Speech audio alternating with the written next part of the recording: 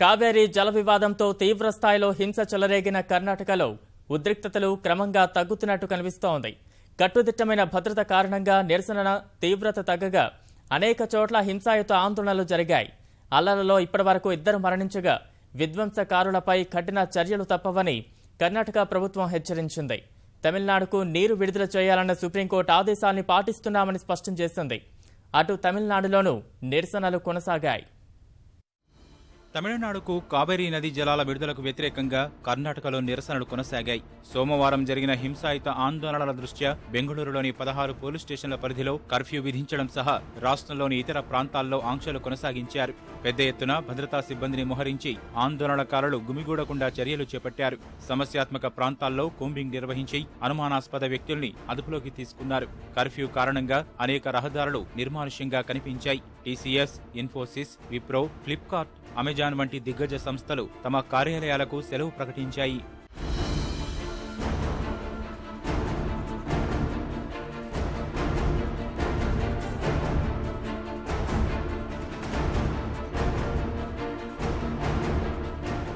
అధికారుల ముందు జాగ్రత్త చర్యలతో నిరసనల తీవ్రత తగ్గినప్పటికీ కొన్ని చోట్ల హింస చెలరేగింది.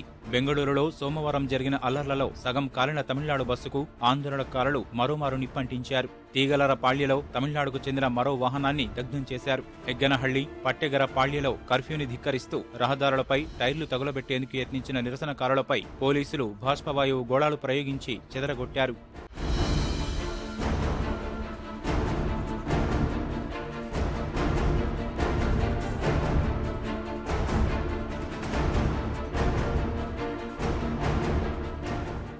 మాండ్య, చిత్రదుర్గ, రామనగర, మైసూరులోనూ నిరసనలు కొనసాగాయి. చిత్రదుర్గలో తమిళనాడు నంబర్తో ఉన్న లారీని ఆందోళనకారులు తగులబెట్టారు. రామనగరలో తమిళనాడు మాజీ ముఖ్యమంత్రి కరుణానిధి కుమార్తెదని చెబుతున్న ఓ తోట బంగ్లా ముందు నిరసన ప్రదర్శన చేపట్టారు.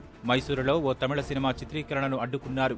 సోమవారం జరిగిన హింసలో మరణించిన వారి సంఖ్య 2కు చేరింది. పోలీసు కాల్పుల్లో ఒక వ్యక్తి మరణించగా లాఠీచార్జీ నుంచి తప్పించుకునే ప్రయత్నంలో మరో వ్యక్తి చనిపోయాడు.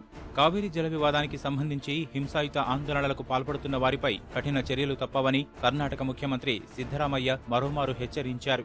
అత్యవసరంగా మంత్రివర్గాన్ని సమావేశపరిచిన ఆయన రాష్ట్రంలోని తాజా పరిస్థితి, భవిష్యత్ కార్యాచరణపై చర్చించారు. తమిళనాడుకు రోజుకు 12,000 క్యూసెక్కుల చొప్పున ఈ నెల 20 వరకు నీరు విడుదల చేయాలన్న సుప్రీం తీర్పును అమలు చేయడం కష్టమే అయినా సర్వోన్నత న్యాయస్థానం ఆదేశాల్ని పాటించాలని మంత్రివర్గం నిర్ణయించినట్లు వెల్లడించారు. అదే సమయంలో బెంగళూరు, మైసూరు, మాండ్య సహా కావేరీ పరివాహక ప్రాంతంలో తాగునీటి ఎద్దడి లేకుండా జాగ్రత్తలు తీసుకుంటామని వివరించారు. సమస్య పరిష్కారానికి జోక్యం చేసుకోవాలని ప్రధానిని కోరినట్లు తెలిపిన కర్ణాటక ముఖ్యమంత్రి బుధవారం మోదీని కలిసే అవకాశం ఉందని చెప్పారు.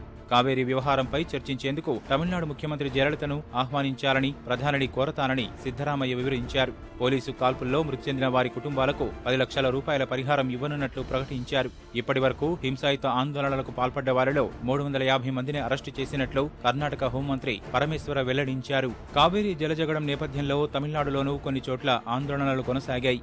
ఆ రాష్ట్రంలోని కన్నడ సంస్థల వద్ద తమిళ సంఘాల ప్రతినిధులు నిరసన ప్రదర్శనలు చేపట్టగా వారిని పోలీసులు అదుపులోకి తీసుకున్నారు.